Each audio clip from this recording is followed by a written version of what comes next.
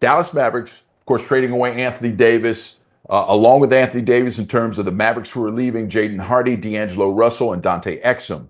In return, the players that they get from the Washington Wizards, Khris Middleton, A.J. Johnson, Malaki Branham, Marvin Bagley III, 2 first-round picks, and 3 seconds. And if you want to go into the details about those draft picks, Dallas receiving a 2026 first-rounder from the Thunder and a 2030 protected Warriors first-round pick in this deal, along with second-rounders in 2026 from Phoenix, 2027 from Chicago, and 2029 from Houston. So that's the bones of the deal. And then, as I was saying, as tough as things have been for the Mavericks fan base and as much pain and agony as they've gone through, the move to trade Luka Doncic for the centerpiece being Anthony Davis, so ill-fated. He was so injury-prone, just couldn't stay on the court.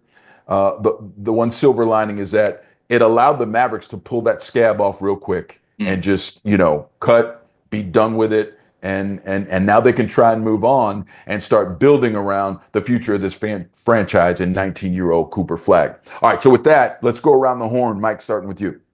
Yeah, listen, I don't know that anything will fully remove the stench of the Luka Doncic trade until and unless this team is hoisting a trophy and Cooper Flagg is lifting the Larry O'Brien trophy.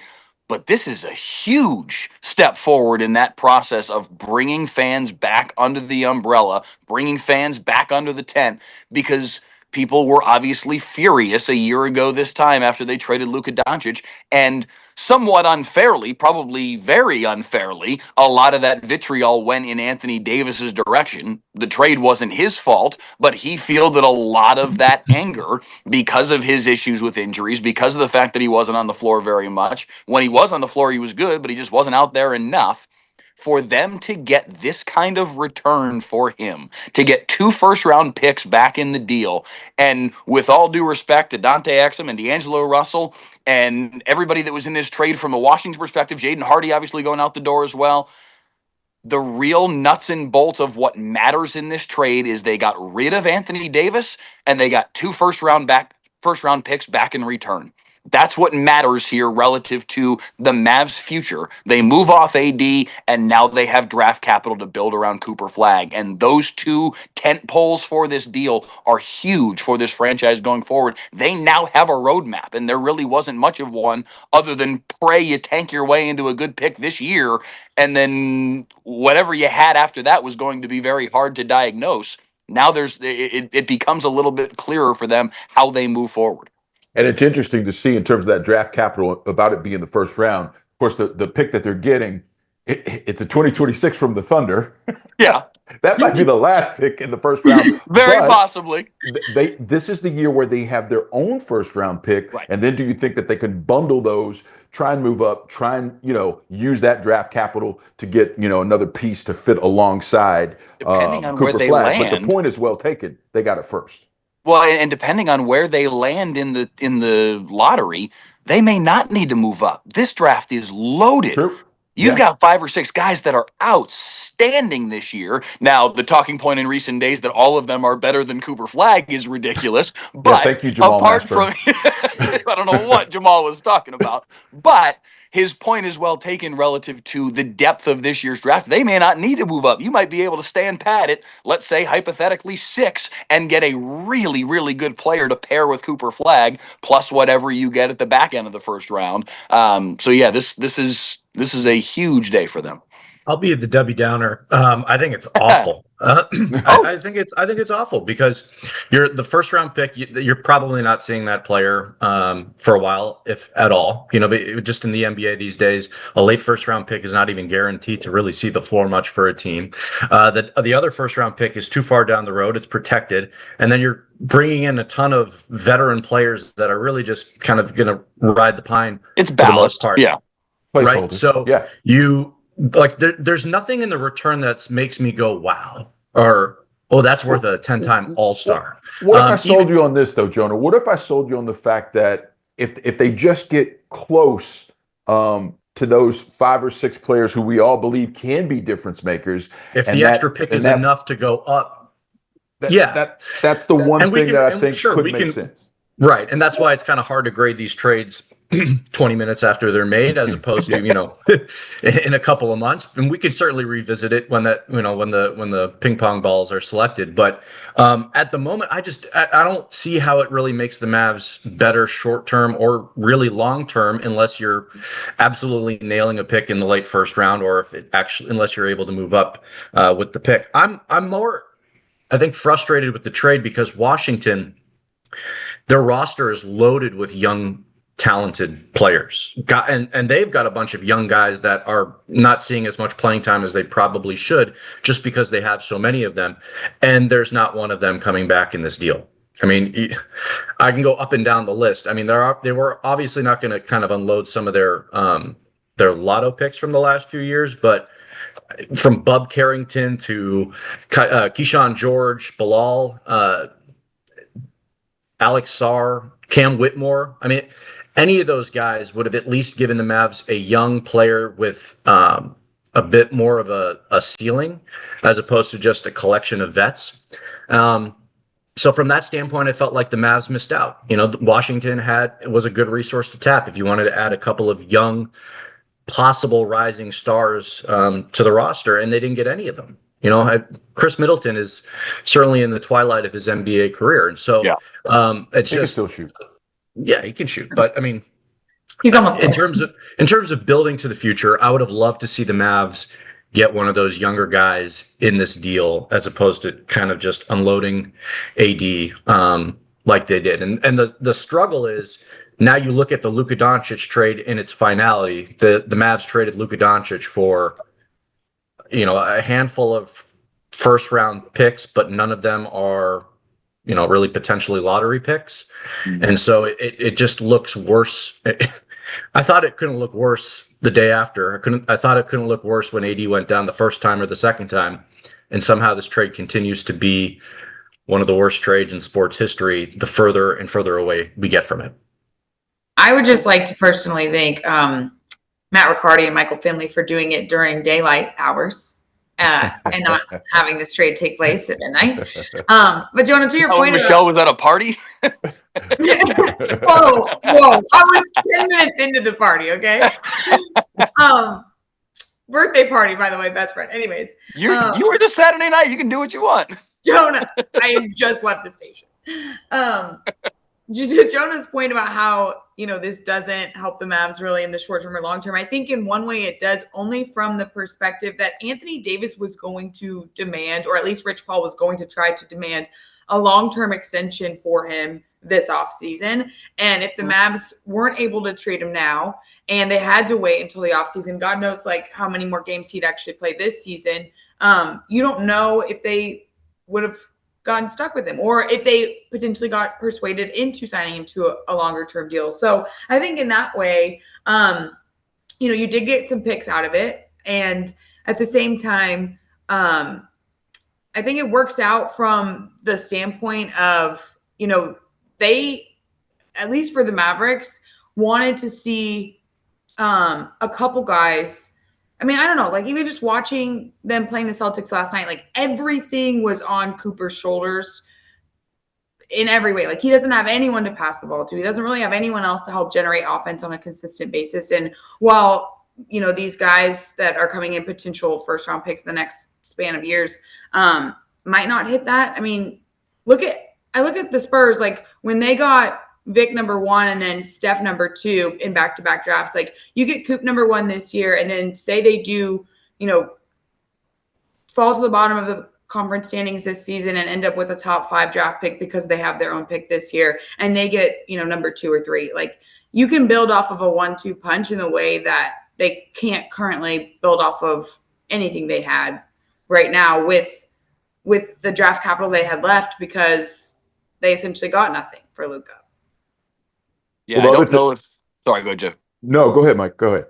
I was just saying, relative to Jonah's point about what they got back from Washington. Yeah, I mean, if you funnel this through the larger scope of here at the end of the tunnel is everything you got for Luka Doncic, it absolutely looks bad.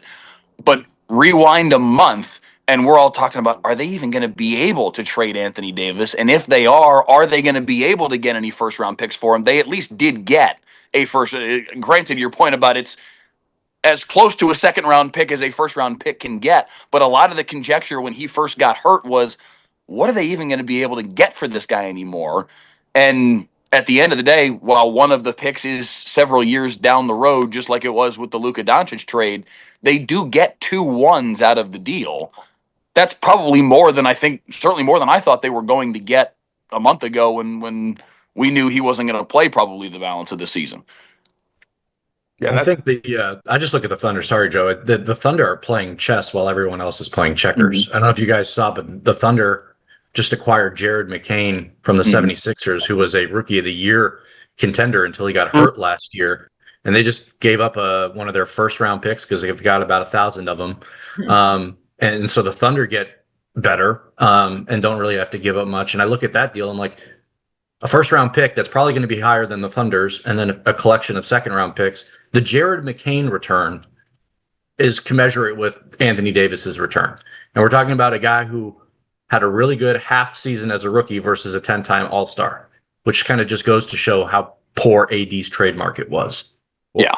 First and foremost, Sam Presti's got a Sam Presti. And he does it again. It's what he does. But when you do think about the immediate point with Anthony Davis, and I'm just going to run us through this exercise because I think it is warranted with where we are now and with how difficult things have been since Anthony Davis has joined this organization. We all remember February 8th, that first half that Anthony Davis played, actually for a brief few minutes, allowed Mavs Nation to at least see the possibilities. And then, of course, it was ripped away on February 8th when he had an adductor injury. And here's the rest of his injuries since. 325 of 25, a thigh. 328, a groin. 4-1, a groin. 4-3, adductor. 4-8, groin. 4-10, groin. 4-12, adductor. 4-17, groin. 10-28, Achilles. 10-28, leg. 11-11, calf. 11-29, calf. 12-14 calf, 12-19 illness, 12-25 growing, and then, of course, January 8th of this year, hand. I think that's 17 injury data points since this guy joined, incredibly ill-fated. And when you look at it in those terms, I think it makes stark and makes clear to get anything back for Anthony Davis, who, while it's through no fault of his own, he obviously doesn't want to get hurt, but it feels like the big fella, who knows how much he's got left to give in the NBA. Who knows? And I think for the Mavericks to get anything with what he's been through since he's been here, while it may not soothe the hurt from Luka, at least they can move on now. Because again, if it would have drug out, because there were whispers. In fact, I was talking with Chris Lawrence about this last night. There were some whispers that Patrick Dumont might want to see Anthony Davis, Kyrie Irving, and Cooper Flag together. And we were both like, no, please, no, God, no. You got to move on and start building around Cooper Flag. And if nothing more than this being that next step, that's what it is. I mean, we're forever going to be able to bag on the Luka Doncic trade. And yeah, this could make it a little worse. You could certainly make a case for that, but there's also something to moving on from that awful chapter in this for this franchise as they move ahead and start rebuilding with Cooper Flag and start looking to a new arena, and they do start trying to gain positive momentum in other ways. So I did want to make that point about it overall. Just listening to you list off those dates, he gets injured about as often as I fill up my tank of gas in my car. Like it's every 3 to 5 days. There's a April 3rd, April 5th, April 8th, April 14th. Like, good Lord, man. So what you're saying is when you fill up, he's running on empty? Is that what you're saying? Evidently, yes, yeah. Somewhere Andrew Seeley is shaking his fist excited about that.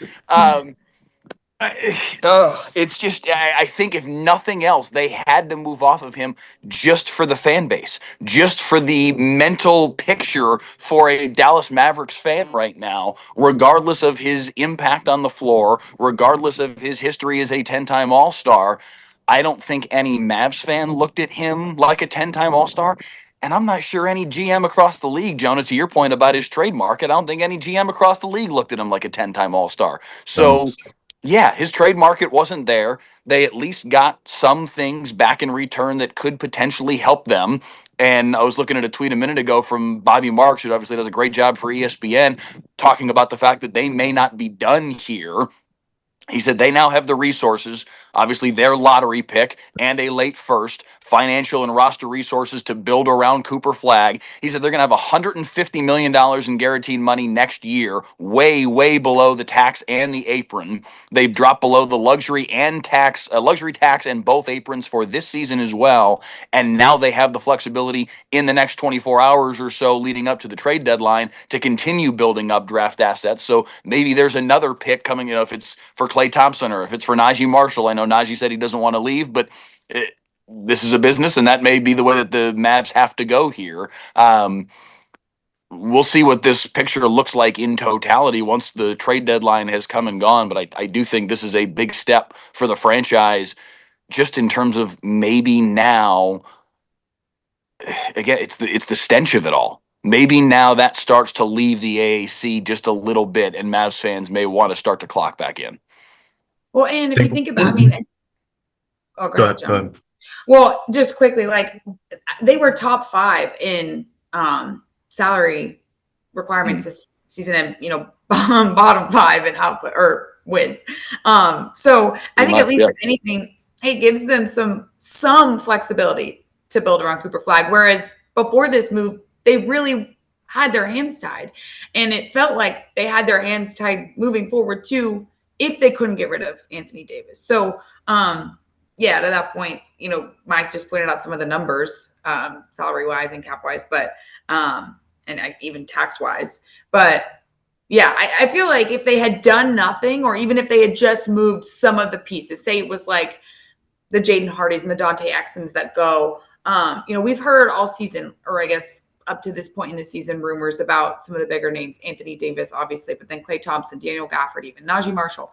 And those would move the needle at least more so than the other guys that were bucketed in this trade with AD who got shipped out. But it wouldn't have really given them any more flexibility. Now, at least, even though these aren't great picks, it gives them some flexibility to build around Coop, whereas they had really none before.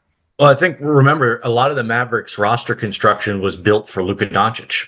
Yeah. And so they're having to now rebuild a roster around Cooper Flagg where they're different players, right? And they do different things well. And so the roster construction has to look different. It's not just a bunch of 3-and-D guys necessarily that, paired with Luka. And so what they're going to be looking for next to Cooper is and will be different than what most of their roster has been for the last 7 years. And so this reconstruction was necessary at some point, right? I mean, you can keep your top end talent like a Kyrie, or they could have kept AD if they really wanted to, but if they're going to fully, turn this roster over and try to build around a different type of talent, these are the kind of things that they have to do. And at this point, I think if you're the Mavs front office, it's a fire sale. It should be, right? I mean, unload any player that doesn't fit what this team is trying to do for the next 5 years. It's not a what have you done for me? It's what can you do for me next? And that kind of goes to the point with AD being, a 10-time All-Star. That's all great. But the reason his trade market was depressed is because he's not the same player he used to be. You're trading for what you're going to get, not what, that player had previously. And so, if you're the Mavs, I think you kind of look at, maybe we've got a handful of players that we envision long-term as being a core part. I would think that's Cooper Flagg. In theory, it's Kyrie. Derek Lively, I know he's had injury issues, but I think if he's able to be healthy, he gives you that big that you need there. And so Ryan Nembhard, and then after that, it's go out and build, right? You've got the money, and you have a star that players might want to come play alongside, which is also a selling point. So I don't think this is probably just the tip of the iceberg when it comes to the Mavs turning this roster over the next handful of months. At least it should be. And also on top of it, it is Tankathon 2.0, baby, because coming down the stretch here, February 4th, we got maybe 2.5 months left in the season. This team is not going to be competitive. I would be surprised at this point if Kyrie comes back. I don't see there being any point to that. No point. Let him fully heal, get him ready for next season, and in theory, put the Mavs in best position to get one of those top 6 picks in the upcoming NBA draft. Yeah, Here's one here's point where about this the lands. It's Kyrie. a 5-player draft.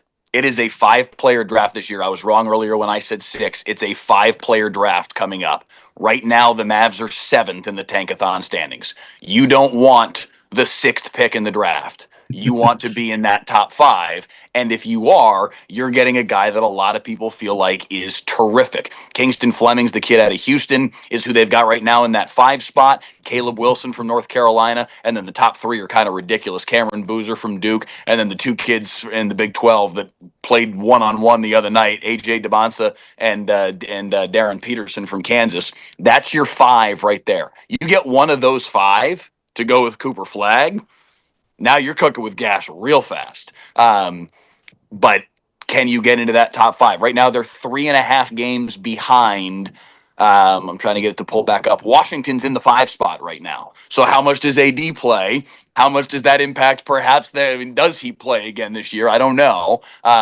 They are 5.5 games clear of Dallas right now. Utah is in the 6th spot, 3.5 games, quote unquote, ahead of Dallas in the Tankathon standings right now. So Dallas has got either ground to make up, or they're going to have to use that second one to try and jump into that top 5.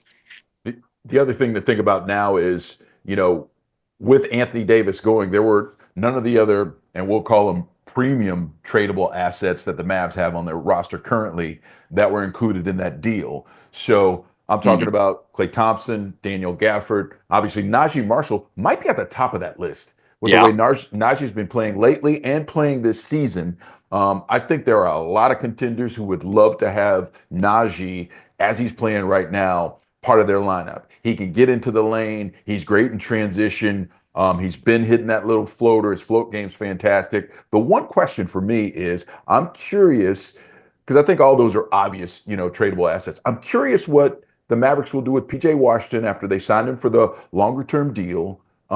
Where does he fit? Do they see him fitting? I feel like, especially lately, he has been so in and out of the lineup, and every time he comes in, it's a little nick, it's a nag. Obviously, he's in concussion protocol right now. He's the one curiosity spot for me, the one that's not readily apparent what they would like to do with. So those are the tradable assets. And again, if you can get more draft capital, perhaps that can add to that fuel to try and get you, towards the top of this draft to add a running mate immediately in the immediate term, for Cooper Flag. The other positive for the Mavericks right now is, with all that, cap space and not being, in apron hell, so to speak, they can make more moves and they can spend more money and they can buy talent and get talent, in the free agent market as well. So it continues to be an organizational reset. And for that reason alone, I'm good with the deal. I'm good with it. Just because this tweet just came across my timeline, StatMuse. AD as a Mav, 20.2 points per game, 10.8 rebounds per game, 1.8 blocks per game, 29 games played. And the tagline of the tweet is "End of an error." ERROR? Yes, sir. Yeah. I wonder if the Warriors might make a call on Klay. Interesting. Because they've been, they're obviously in need of some juice if they want to make another run, and Steph and Klay are still close. I don't know. It feels like Klay doesn't really fit long term here. Doesn't make sense. Good point on PJ. He's had a really rough season.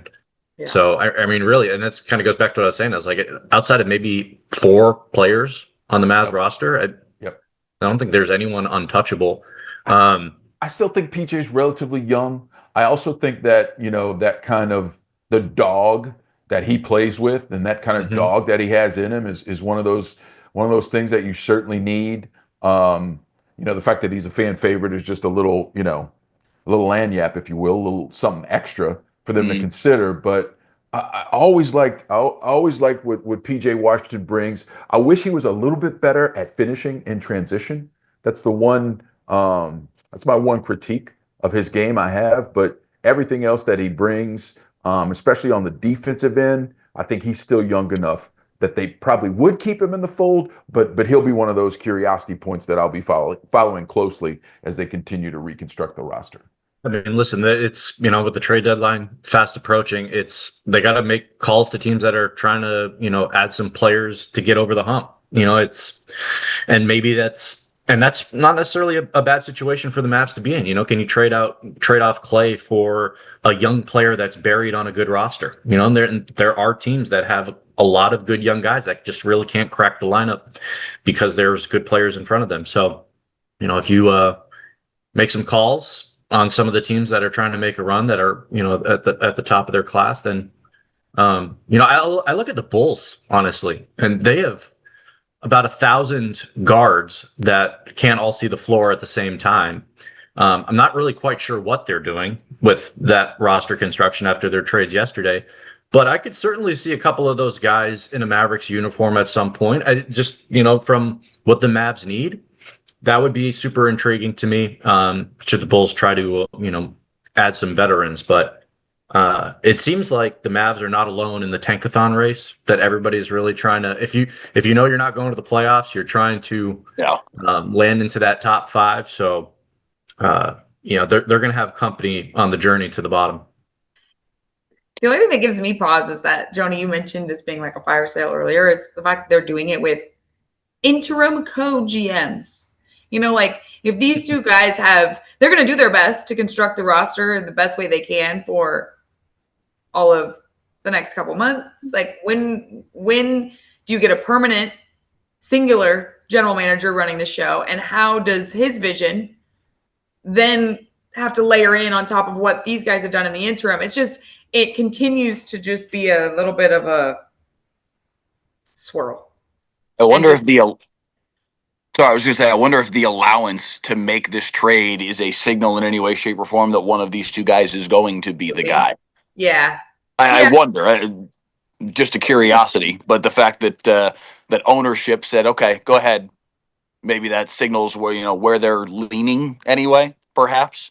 Well, we know that they allow their front office execs to make big trades. So, for good or for awful, or for the most awful of all time. Yeah. So I'm curious y'all's perspective on this. Will this help from a fan perspective? Because there's a lot of Mavs fans that they're not Mavs fans anymore. They have very publicly stated, nope, not doing it anymore. I heard Bobby Corrala, who's does a great job for DLLS Mavs, worked for the Mavs organization for a long time in their media department. That guy is tried and true Mav, certainly reporter, but like he lives and breathes it. And I saw a clip from him the other day talking about a bunch of his friends and family members that he knows that are Mavs fans that always want to talk to him about the Mavericks. And none of them have watched a game since the trade. Completely wrote off the franchise. Yeah, I know a lot of people are there. Does this help, do you think? I don't know if this helps, but I've heard some of that too, Mike. And I've said before, and possibly this is, it's not for Uncle Joe to start talking, the old guy in the room. But I said this before, and I said, listen, if you're truly a Mavericks fan, you owned every bit of that awful, worst trade in NBA history, and that really, hitting at your gut and your core. But don't stop being an NBA fan and a Mavericks fan because Nico Harrison made the worst move perhaps in NBA history. And Cooper Flagg is the immediate reason why you shouldn't, because if you can't watch that kid and regain your fire and love for basketball, you don't love basketball. And if you don't love basketball, that's fine. That's fine. You're not a fanatic. I mean, you just, hey, I like the Mavericks, right? Or I loved Luka Doncic, which is fine, right? Yeah. And some of those quote unquote Mavs fans have gone and started, following the Lakers and Luka, and then that's fine. I would never tell anyone how to, parse out their fandom. But the other thing I would say is just watching Cooper Flagg play, man, and his ascendance is every bit of a reason to regain that fandom that you had for the Mavs, if that's what it was. What do y'all think? Jonah, you're a hoop head. What do you think? I don't know. I feel like I've spun my wheels on the Luka trade to the AD trade for 368 We all have. 68. days. I'm all out of takes. I am. I'm just worn out of takes. I was talking to somebody the other day about the hypothetical of Luka Doncic ever returning to the Mavs. And while I think the heart might be there, the fact remains that Patrick Dumont on Luka's way out had some unsavory comments about Luka. And I'll never forget the quote. What was it about comparing work ethics and then dropping Shaq in there? And, not to take away anything from Diesel, but he wasn't exactly known for his work ethic there. It's just the disconnect between ownership. I just don't know if that will ever be repaired unless Mark Cuban really ascends back into a high role within the organization in terms of a role where he is a decision maker. Because he's at least been able to keep a good relationship with Luka and Luka's team, post trade. So I think if there's an avenue for, LD to ever return to Dallas, that has to be it. But we're talking at least 2 years down the road here. But in the interim, the Mavs, I mean, they're a far away. They need a lot of different things besides Kyrie and Cooper to become contenders. But I look at the Pistons, and they went from the doormat to among the best teams in the NBA, just from Cade Cunningham's ascension and a couple of guys, elevating their game, and boom, they're there. So in today's NBA, you can do it if you've got a young star and the right cast around you. So I'm optimistic for Mavs fans. I don't think they'll ever get over this trade ever, and I don't really blame them. No, I don't either. And I think any Doncic return, any hypothetical, obviously very hypothetical Doncic return, not only would you have to navigate the issues from an ownership standpoint, but it would have to be in a post-Jason Kidd world. That relationship is also very clearly fractured. Just look at the way that Doncic interacts with the Mavericks bench or lack thereof. Anytime that he's played against them, he's dapping up everybody else except. So that would obviously also have to be a factor in all of that. Yeah, no doubt. I'm sorry. Go ahead, Michelle. Just to answer your question on if the AD trade helps the fan base, I think it was your point earlier, like AD's face, basically, like every time a Mavericks fan saw it, reminded them of the fact that they're not looking at Luka Doncic's face. So I think in that regard, whether it was fair or not, and we all know, like, it wasn't fair for AD to wear the weight that he did, but he was the face that came in return from Luka Doncic. I mean, shoot, Max Christie has been one of he leads the league in three-point corner or in corner three-pointers this season. Yeah. Like he's been actually a bright spot amongst this dark season for them. And yet, like, I don't think he's a faint thought when it comes to the Luka Doncic trade, whereas Anthony Davis is like the pillar of it. So I think in that regard, like, it does help. I think firing Nico was step one in the recovery phase. Not having fans reminded of the Luka Doncic trade every time they saw AD was maybe step two in the recovery phase. But I think when you think about long-term ownership of professional sports franchises, like not just the NBA, but across the board, like you don't see a Sam Presti making that kind of move. You don't see a Robert Kraft you don't see like really secure and like respected franchises making drastic changes in the way that you saw the Mavs go about making this Luka trade. And so to answer your question plainly, I think, yes, it does help fans from a maybe even more of like a subconscious standpoint. But I think that it's more like there was just a rupture in the trust of the franchise as a whole versus just like the bringing in and then the releasing of a specific player. If that makes sense. Yeah, no, and it does. And I mean, listen, they started the process by firing Nico Harrison. This is the next step. Just so incredibly hamstrung by the fact that Anthony Davis kept getting hurt. So it put Matt Riccardi and Michael Finley in incredibly difficult situations to try and get any kind of a deal done. So I do think, cutting that source of bleeding off, right, and getting rid of it, right, slapping a tourniquet on that thing for all time is good. Is good. And unfortunately, we have to revisit, the Luka debacle because it is Anthony Davis. There's no getting around it, and that's always going to make it hard for Mavericks and the fan base.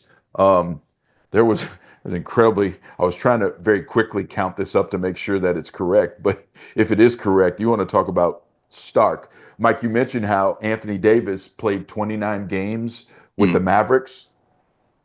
Luka Doncic has 29 games this season with 30 plus points. So that's where we are. And he's led the league, all season in scoring? Yeah. So that's where we are. End of an era is amazing. That is amazing. That's amazing. Is it truly the end? Hopefully for Mavs fans, but well, I mean, listen, it's a big step forward toward the end, if nothing else.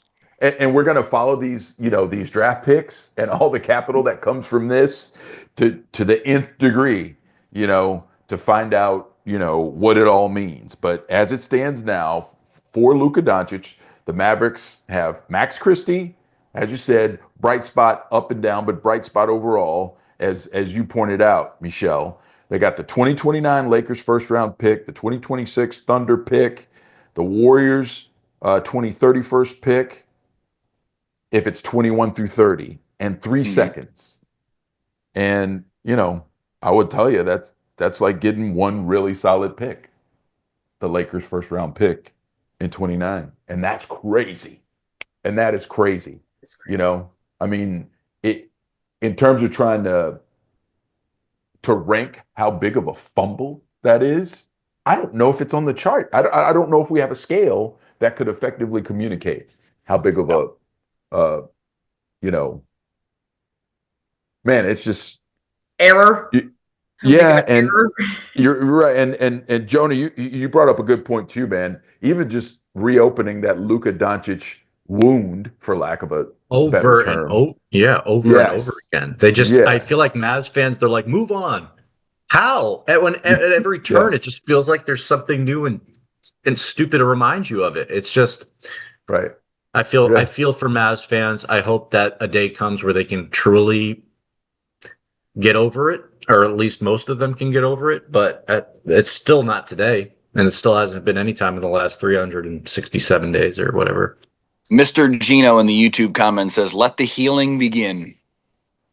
Maybe. Yeah. There's still just a little bit. Yeah, you got to hope you luck out with this draft coming up, right? You just got to hope somehow, some way that it's the NBA. That's possible.